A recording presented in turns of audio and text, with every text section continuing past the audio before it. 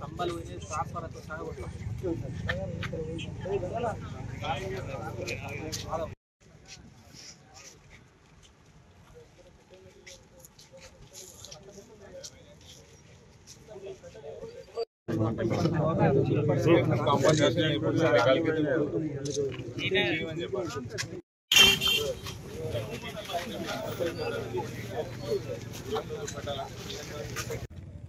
ఇటీవల పడ్డ భారీ వర్షాలకి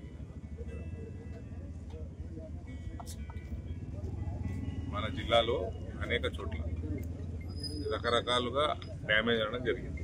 కొన్ని చోట్ల ఊర్లు మునిగిపోయినాయి, కొన్ని చోట్ల ఫ్లడ్డింగ్ ద్వారా పంటలు నష్టం అయిపోయినాయి, కట్టలు తెగిపోయి ఇసుక కొట్టుకొచ్చింది కొన్ని పొలాలకి.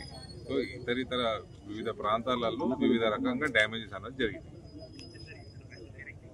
ఇప్పుడు ప్రభుత్వం పంట నష్టపోయిన రైతులకి నష్టపరిహారం ఎంతవరకు ఇస్తారు, కనీసం 50,000 రూపాయలు ఎకరానికి ఇవ్వాలన్నది ప్రాక్టికల్ డిమాండ్. ఇది పొలిటికల్ డిమాండ్ అంటే 2 లక్షలు అడుగుతాం, 1 లక్ష అడుగుతాం, అది వేరే విషయం. కనీసం 50,000 రూపాయలు ఇవ్వాలి ఒకటి. రెండోది, ఎప్పుడు ఎక్కువ నష్టపోయేది ఇసుక కొట్టుకొస్తుంది పొలాలకు. ఇసుక కొట్టుకొచ్చినప్పుడు వీళ్ళు ప్రభుత్వాలు, ఇంతకుముందున్న ప్రభుత్వం అయితే కేసీఆర్ ప్రభుత్వం, అది దానంత పనికిమాల ప్రభుత్వం ఇంకోటి లేదు. ఇక్కడ ప్రశాంత్ రెడ్డి ఎమ్మెల్యేగా ఉన్న ఈ నియోజకవర్గంలో చెక్ డ్యాంలు డిజైన్లు ఒకటి, ఆయన ఎస్టిమేట్లు పెంచుకోవడానికి, ఆయన మనుషుల కమిషన్లు ఎక్కువ ఇప్పించుకోవడానికి హైట్ పెంచేసి, ఆ హైట్ పెంచినందుకు కట్టలు తెగిపోవడం అన్నది ఇక్కడ చాలా రెగ్యులర్గా జరిగిన సమస్య. కట్టలు తెగిపోయి ఇసుక వచ్చి పేరుకపోతుంది పొలాలలో.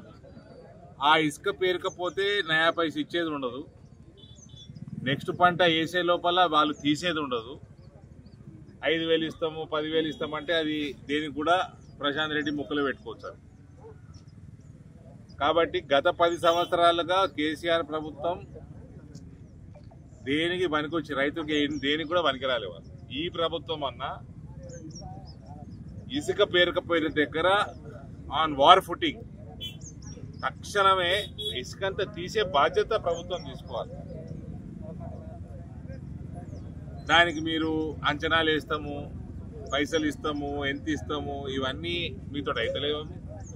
వచ్చే పంట కూడా లేట్ అవుతుందని రైతులే పెట్టుబడి పెట్టుకొని తీసేసుకుంటారు పాపం. కాబట్టి ఇసుక పేరుకపోయిన దగ్గర ప్రభుత్వమే తక్షణమే ఆన్ హై ప్రయారిటీ ఇసుక తీసే బాధ్యత ప్రభుత్వం తీసుకోవాలి. ఇక నష్టపోయిన పొలాలు ఏవైతున్నాయో దానికి 50,000 రూపాయలు ఎకరానికి అన్నది తక్షణమే విడుదల చేయాల్సిందిగా మేము ప్రభుత్వాన్ని రిక్వెస్ట్ చేస్తా ఉన్నాం.